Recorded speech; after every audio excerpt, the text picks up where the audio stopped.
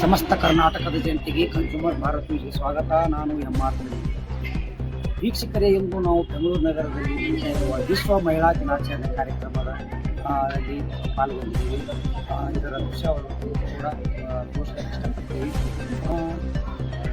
ಕೊಂಡಜ್ಜ ಬಸಪ್ಪ ಸಭಾಂಗಣದಲ್ಲಿ ನಾವು ವಿಶ್ವ ಮಹಿಳಾ ದಿನಾಚರಣೆ ಆಚರಿಸುತ್ತಿರುವ ಸಂದರ್ಭದಲ್ಲಿ ಈ ಒಂದು ಕಾರ್ಯಕ್ರಮದಲ್ಲಿ ಪಾಲ್ಗೊಂಡಿದ್ದೀವಿ. Indian media journalist unions Karnataka, Maharani cluster ವಿಶ್ವವಿದ್ಯಾಲಯ, ಚಿನ್ಮಯ್ ಸೇವಾ ಸಂಸ್ಥೆ ಚಂದಾಪುರ್ ಇವರ ಜಂಟಿ ಸಹಭಾಗಿತ್ವದಲ್ಲಿ ವಿಶ್ವ ಮಹಿಳಾ ದಿನಾಚರಣೆ ನಡೀತಾ ಇದೆ. ಈ ಮಹಿಳಾ ದಿನಾಚರಣೆಯಲ್ಲಿ ಜ್ಯುವೆಲ್ ಆಫ್ ಕರ್ನಾಟಕ ಪ್ರಶಸ್ತಿ ಪ್ರದಾನ ಸಮಾರಂಭ ಕೂಡ ನಡೀತಾ ಇದೆ. ನಮ್ಮ ರಾಜ್ಯದ, ನಮ್ಮ ದೇಶದ, ನಮ್ಮ ಭಾಗದ, ನಮ್ಮ ಕರ್ನಾಟಕ ರಾಜ್ಯದಲ್ಲಿ ಸಾಧನೆಗೈದ ಸಾಧಕಿಯರಿಗೆ, ಮಹಿಳೆಯರಿಗೆ ಪ್ರಶಸ್ತಿ ಪ್ರದಾನ ಕೂಡ ನಡೀತಾ ಇದೆ. ಬನ್ನಿ ಹಾಗಾದರೆ ಒಂದು ನೋಟವನ್ನು ನೋಡಿಕೊಂಡು ಹೋಗೋಣ.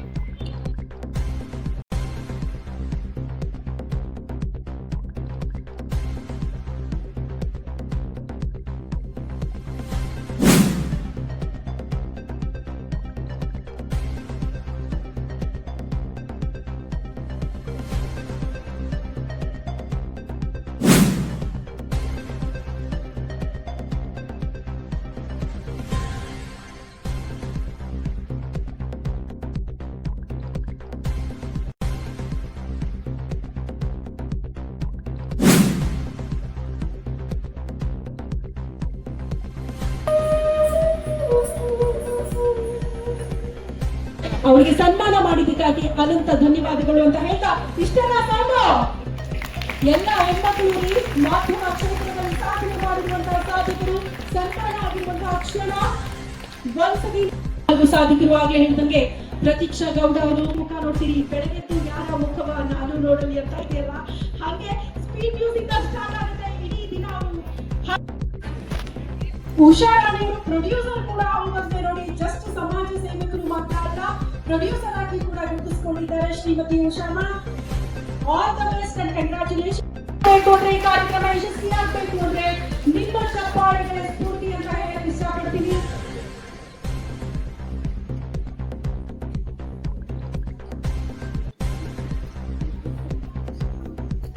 ಮತ್ತೆ ಚಿನ್ಮಯಿ ಸಂಸ್ಥೆ ವಿಶ್ವ ಮಹಿಳಾ ದಿನಾಚರಣೆಗೆ ನಮ್ಮನ್ನು ಗುರುತಿಸಿ ಒಂದು ಸನ್ಮಾನ ಮಾಡುವಂತಹ ಕೆಲಸವನ್ನ ಮಾಡ್ತಾ ಇದ್ದಾರೆ. ಬಹಳಷ್ಟು ಖುಷಿ ಆಯಿತು. ಇಂಥದ್ದೊಂದು ಒಳ್ಳೆಯ ಕೆಲಸಗಳನ್ನ ಪ್ರತಿಯೊಬ್ಬರು ಮಾಡಬೇಕು. ಈ ರೀತಿ ಮಾಡೋದ್ರಿಂದ ನಮಗೂ ಕೂಡ ಒಂದು ಪ್ರೋತ್ಸಾಹ ಸಿಗುತ್ತೆ ಒಳ್ಳೆ ಕೆಲಸಗಳನ್ನ ಮಾಡೋದಕ್ಕೆ. ಸೊ ಇಲ್ಲಿ ಸಾಕಷ್ಟು ಕ್ಷೇತ್ರದ, ಬೇರೆ ಬೇರೆ ಕ್ಷೇತ್ರದ ಸಾಧಕರು ಅಂತ ಗುರುತಿಸಿ ಸನ್ಮಾನ ಮಾಡುವಂತಹ ಕೆಲಸವನ್ನ ಮಾಡಿದ್ದಾರೆ. ಅದರಲ್ಲಿ ನನ್ನನ್ನು ಗುರುತಿಸಿದ್ದಕ್ಕೆ ನಾನು ಧನ್ಯವಾದವನ್ನು ತಿಳಿಸ್ತೇನೆ. Thank you. ಚಿನ್ಮಯಂದು ಈ ಪ್ರಶಸ್ತಿ ಸಿಕ್ಕಿರೋದು ನಿಜಕ್ಕೂ ಖುಷಿ ಆಗ್ತಾ ಇದೆ. ಸೊ ನಿಜಕ್ಕೂ ಹೇಳಬೇಕು ಅಂತಂದರೆ ಇದೊಂದು ಸಂತಸದ ವಿಚಾರ. ಪ್ರತಿಯೊಬ್ಬ ಮಹಿಳೆಯೂ ಕೂಡ ಒಂದು ಕ್ಷೇತ್ರದಲ್ಲಿ ಸಾಧನೆಯನ್ನು ಮಾಡ್ತಾ ಇರ್ತಾರೆ, ಎಲೆಮರೆ ಕಾಯಿ ಅಂತ ಇರ್ತಾರೆ. ಅವ್ರನ್ನ ಗುರುತಿಸೋದು ಬಹಳ ಕಡಿಮೆ ಅಂತ ಹೇಳ್ಬೋದು. ಕಳೆದ 13 ವರ್ಷಗಳಿಂದ ನಾನು ಈ ಒಂದು ಮೀಡಿಯಾ ಕ್ಷೇತ್ರದಲ್ಲಿ ಕೆಲಸವನ್ನು ಮಾಡ್ತಾ ಇದ್ದೀನಿ. ಇವತ್ತು ನನ್ನ ಗುರುತಿಸಿ ಮಹಿಳಾ ದಿನಾಚರಣೆಯಂದು ಪ್ರಶಸ್ತಿಯನ್ನು ಕೊಟ್ಟಿರೋದಕ್ಕೆ ಬಹಳಷ್ಟು ಖುಷಿ ಆಯಿತು. ಈ ಪ್ರಶಸ್ತಿಯನ್ನು ನಾನು ನನ್ನ ಅಮ್ಮನಿಗೆ ಸಲ್ಲಿಸೋದಕ್ಕೆ ಬಹಳ ಇಷ್ಟಪಡ್ತೀನಿ.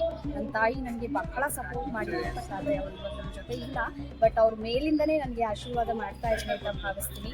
ಅಮ್ಮ, ಮಿಸ್ ಯು, ಆ್ಯಂಡ್ ಈ ಪ್ರಶಸ್ತಿ ನಿನಗೆ ಸಲ್ಲಬೇಕು. Thank you so much. ನಮಸ್ಕಾರ.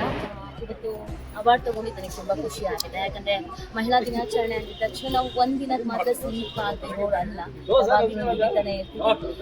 ಗುರುತಿಸೋದಿದೆಯಲ್ಲ, ಅದು ನಿಜವಾಗ್ಲೂ ದೊಡ್ಡ ಕೆಲಸ.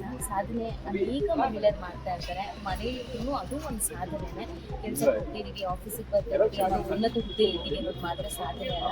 ಎಲ್ಲನೂ ಸಂಭಾಳಿಸ್ಕೊಂಡು ಹೋಗ್ತಾ ಇದ್ದೀವಿ ಅಂತ ಅಂದರೆ, ಗಂಡ ದುಡ್ಕೊಂಡು ಬಂದ್ರೂ ಅದನ್ನು ನಾವು ಸಂಬಳನ ಮೇಂಟೈನ್ ಮಾಡ್ತಾ ಇದ್ದೀವಿ ಅಂದರೆ ಅದೂ ಸಾಧನೆ.